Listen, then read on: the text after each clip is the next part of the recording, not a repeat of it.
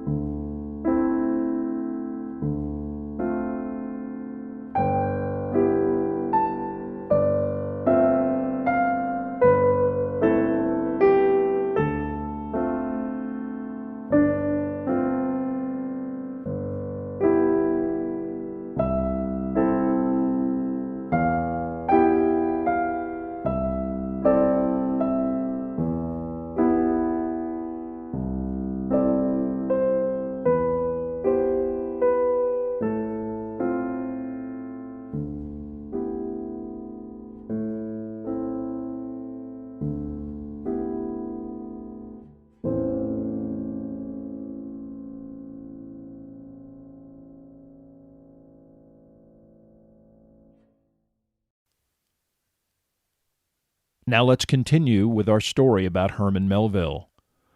Only 33, Melville's literary reputation was in a shambles, and his wife, who was charged with maintaining the household and providing the family meals, frequently had to resort to tea and toast. Just when it seemed that things could not get any worse, they did. While traveling to Nantucket with his father-in-law, Melville socialized with a lawyer who discussed a strange case involving a woman who remained faithful to her deserting bigamist husband, despite him abandoning her and her daughter and turning up briefly after decade-long intervals. Melville eventually turned this real-life dysfunction into a manuscript entitled Isle of the Cross. Although he personally met with editors at Harper Brothers in New York, the publisher refused to print the book, ostensibly because of the fear of legal action on behalf of the actual individuals involved, but probably because they no longer were confident in Melville's ability to sell books. The manuscript of Isle of the Cross has permanently disappeared, possibly because it was destroyed by fire in the Harper's warehouse where it was stored. Unfortunately, the same fire destroyed all of Melville's unsold stock, which caused Harper's to charge him to reprint any future orders and deduct the cost from any already sparse royalties. With no prospects for successful publication of a novel in sight, Melville pitched an idea to the publisher of Putnam's monthly magazine, George Palmer Putnam, of a rewrite of the obscure Revolutionary War memoirs of a man named Israel Potter, an American soldier taken prisoner by the British who spends almost 50 years in exile before returning to the U.S. in the early 1820s. Melville embroidered the story with accounts of Potter's interaction with characters like Benjamin Franklin, George III, John Paul Jones, and Ethan Allen. Although the book contained Melville's critical and sarcastic perspective on American heroes and society, it also had an energetic, readable style that made it a modest success. Serialized in 9 parts beginning in July 1854, when it concluded in 1855, it was also published in book form. Melville was also contributing short stories to Putnam's on a regular basis, sometimes anonymously, as in November and December of 1853, when the magazine initially published Bartleby the Scrivener, the strange tale of a legal clerk who suddenly greets his supervisor's work requests and even attempts to assuage his personal mental distress with the cryptic phrase, "I would prefer not to." Not particularly noteworthy at the time of publication, the bizarre behavior of the protagonist and his inability to cope with the demands of modern society ultimately would earn Bartleby the Scrivener status as an American short story classic that was way ahead of its time. Bartleby's refusal to write copy in a rote fashion and his inability to conform to the norms of the workplace have intriguing parallels to Melville's own professional struggles and undoubtedly alienated self-image. Melville was able to publish this and 5 other short stories in a collection in 1856 that was greeted with mostly positive but cursory reviews. Although the details of Melville's family life are only generally known even today, It is clear that his continual financial difficulties and erratic personality made his household and his relationship with his wife a volatile and occasionally unpleasant place. In fact, this may have been the impetus for a lengthy trip undertaken by Melville, first to Europe and then to the Holy Land. Paid for by his father-in-law, who looked upon all such expenditures as an advance on his daughter's inheritance, it was generally felt that the stress and professional frustration that Melville had endured for several years could be mitigated by a lengthy break from both work and domestic routine. Packing off his family to his in-laws in Boston in October 1856, Melville first set out for Glasgow and then Liverpool and a meeting with his friend, now diplomat, Nathaniel Hawthorne. Their reunion was friendly, even warm, but Hawthorne's journal entries, while empathetic, depict Melville as a conflicted, lost soul. After several days, Melville set off by ship for Greece and the Mediterranean, leaving his heavy steamer trunk behind with Hawthorne at the consulate and carrying only a simple cloth bag for the remainder of his journey. Melville's friend commented, "I do not know a more independent personage. He learned his traveling habits by drifting about all over the South Sea, with no other clothes than a red flannel shirt and a pair of duck trousers." Melville's ultimate goal was Jerusalem, but he stopped along the way in Constantinople and Cairo. He diligently kept a journal and was mostly critical as he wrote of the Holy Land as a tourist trap that confirmed his religious skepticism. Melville made his return to Britain through Lebanon, Cyprus, Greece, Italy, and Switzerland. Although the journey was undertaken to rejuvenate Melville spiritually and professionally, his mindset could probably be summed up by his March 15th entry in Rome. "This day saw nothing, learned nothing, enjoyed nothing, but suffered something." His last stop in Europe was to briefly visit with Hawthorne in Liverpool and retrieve his steamer trunk. Melville set sail for the United States in early May of 1857. Melville's ninth and final novel, The Confidence Man, had already been published on April 1st, 1857. Turned in by the author before he left on his European sabbatical, the book detailed a con man's steamboat ride down the Mississippi River, with a bunch of other passengers who are satirical send-ups of some of the foremost literary figures of the day, including Emerson, Thoreau, Poe, and Hawthorne. Taking place on April Fool's Day, the absurdist humor and black perspective on American society was again ignored by the reading and critical public. Despite some positive reviews in Britain, Melville was so disgusted by the apathetic response to this work that he stopped writing prose altogether, composing poetry alone until the very last years of his life. If Melville's European grand tour was meant to transform his domestic life into a positive environment, this effort failed to provide any positive energy. The author, disappointed with his latest professional result and confronted with financial burdens and a family of 4 children, was immediately plunged back into anger and moodiness. Despite its perception in higher literary circles that it bordered on professional prostitution, Melville now sought to access the lecture circuit as a way to generate income.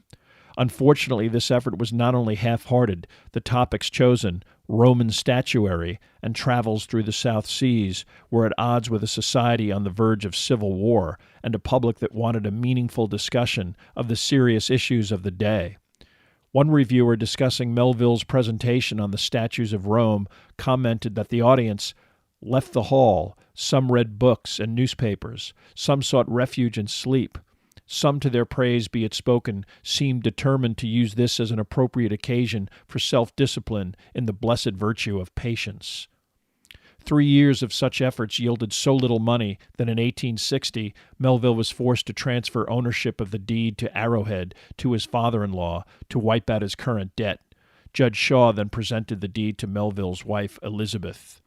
While this was probably meant as a supportive gesture, symbolically it could not have had a positive effect on Melville's frequently argumentative and morose outlook. Melville must have been desperate to escape his unpleasant home life, and his loved ones must not have been too disappointed when he decided to accompany his brother, who was the captain of a clipper ship, on a lengthy trip around Cape Horn, ultimately arriving in San Francisco. He stayed in California for about a week before returning home quickly via Panama to New York.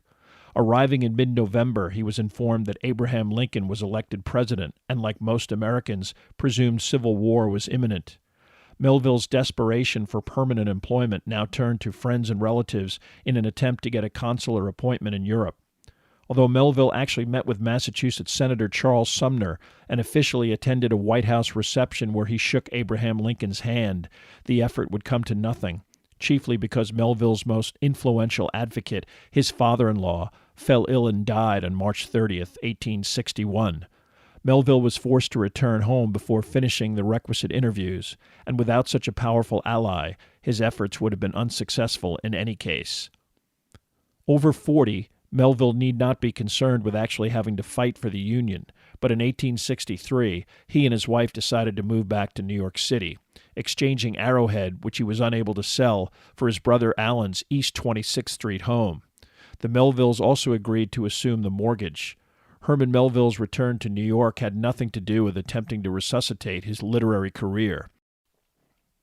At this point, his family was probably subsisting on his wife's inheritance.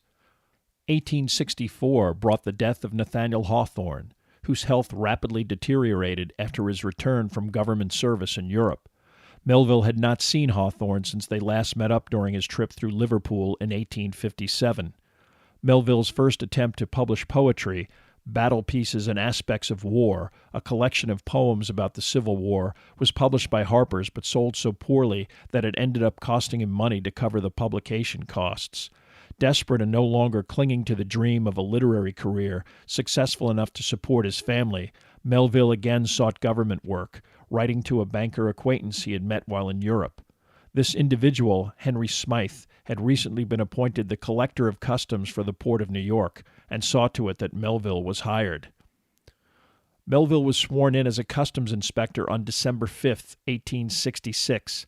His pay was $4 a day, 6 days a week, with 2 weeks vacation and minimal holidays.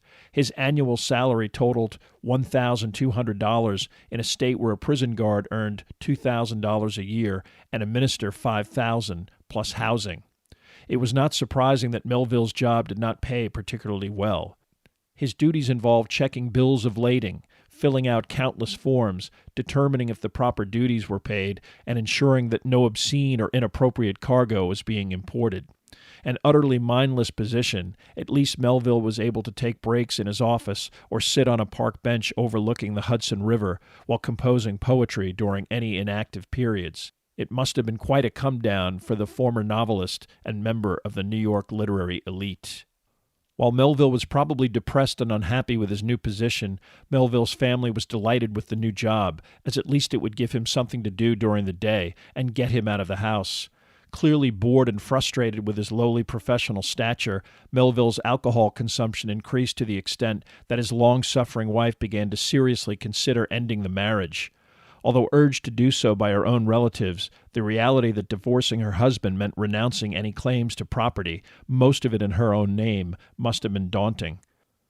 Ultimately, Lizzie Melville would remain as a faithful and devoted wife who managed the household, continued to support her husband by proofreading his manuscripts, and even sewed buttons back on his clothing when he angrily tore them off. The quintessential Victorian spouse who remained with her husband regardless of how bad things got. The hellish atmosphere in the Melville household was underlined by an incident involving the couple's oldest son, Malcolm, in September of 1867. Malcolm Melville was 18 and a clerk with an insurance company and also a member of the New York National Guard. Staying out late with his Guard comrades was standard procedure, and Herman Melville would lock him out of the house if he returned home after 11 p.m. On September 10, 1867, he stayed out until 3 a.m., but his mother was awake when he got home and let him in. Although he responded to his sister's morning greeting through his locked door, he did not get up for work and didn't emerge from his room all day. Lizzie Melville decided to wait until her husband got home to deal with the problem. Finding his son unresponsive to another knock on the door, Melville broke it down and was confronted with the sight of his son dead in his bed, a suicide from his Guard-issued pistol.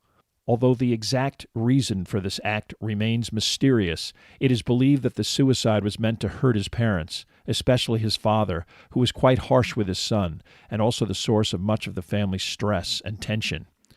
Perhaps as a method of dealing with his pain, Melville began working seriously on an epic poem that would take him a decade to complete.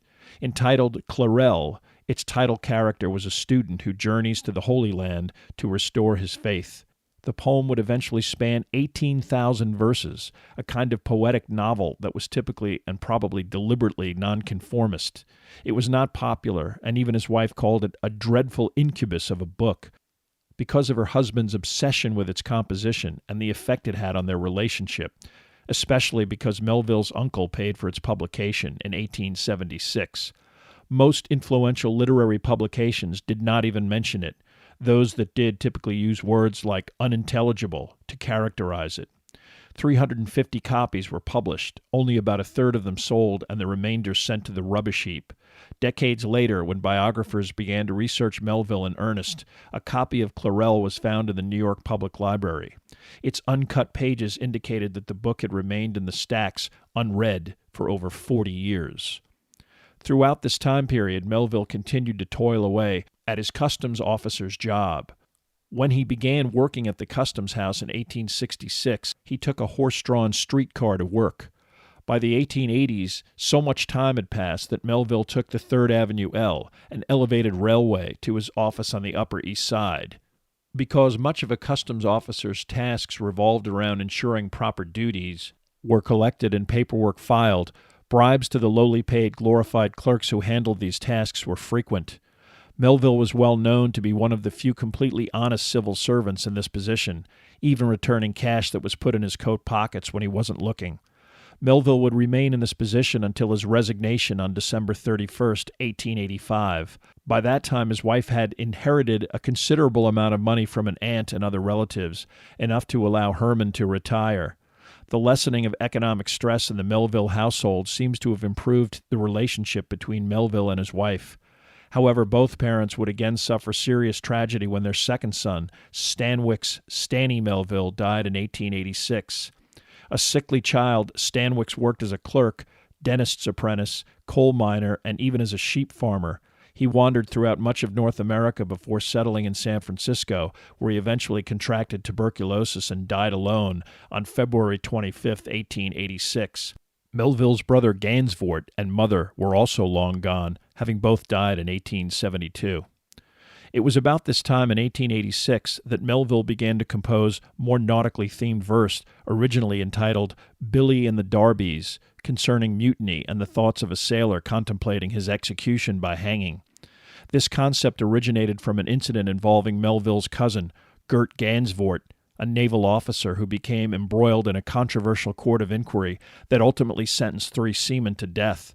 According to Melville's relatives, the hanging of these individuals haunted Gansvoort for the rest of his life. After Melville began writing this work as a poem, he decided to add a prose introduction.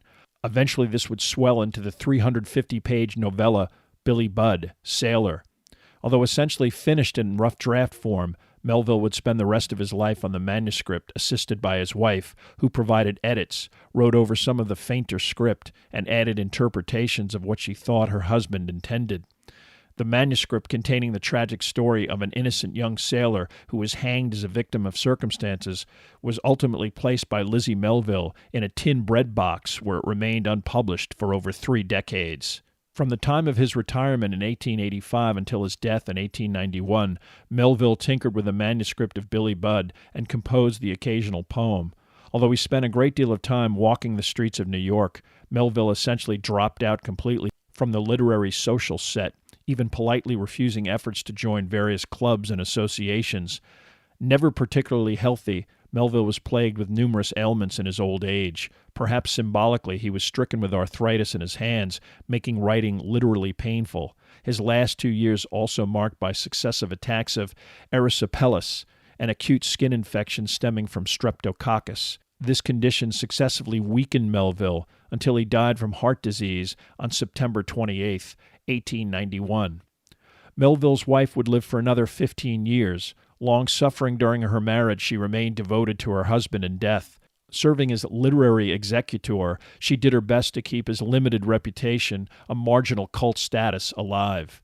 She quickly sold their 26th Street Manhattan home and turned her subsequent apartment into a Melville shrine, recreating his writing study and constructing a library filled with his books and formal portrait. Unfortunately, Elizabeth would not live to see the great Melville revival that began in the early 20th century.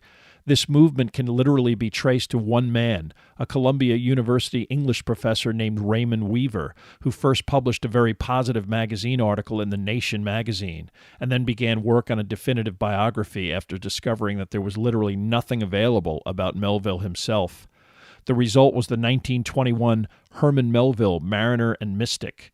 Although the book would perpetuate some inaccurate aspects of the author's life, especially that he completely withdrew from literary life after his prose period ended, it was popular and began an academic examination of Melville on a large scale. Weaver also discovered and helped publish Billy Budd for the first time in a 13-volume retrospective of Melville's collected works that appeared in 1924. Various literary heavyweights would weigh in on Melville throughout the 20s, including D.H. Lawrence. In 1945, an organization, the Melville Society, was formed to examine and research the author's life and works. A biography of the writer was a National Book Award winner in 1951. By the 60s, Moby Dick was uniformly accepted as an American classic, and even opinions about Melville's poetry were being revived with the author now understood to be one of America's greatest literary figures. Such a stature stands in great contrast to Melville's professional and personal life. Frustrated and unhappy, he was frequently unpleasant to those who had the misfortune to live in the same household. It was only the Victorian mores of the day that probably preserved his marriage, his wife tolerating his various personality quirks and lack of professional success out of a recognition of his talent and willingness to persevere despite popular indifference and critical indignity. At the time of his death, Melville's hometown of New York was already making the transition from horse-drawn vehicles and muddy streets to a modern metropolis of glass and steel. Although the author would live to see the beginning of America's modern age, his work was too far ahead of its time, and he disappeared long before the literary world caught up and acknowledged his iconoclastic substance and style. Melville's Moby Dick was recently ranked 16th on a list of America's greatest novels, but in his lifetime, the author only received royalties totaling $556.37. Perhaps the frustration that dominated Herman Melville's life was that he understood that this was the only earthly reward he would receive before his belated immortality.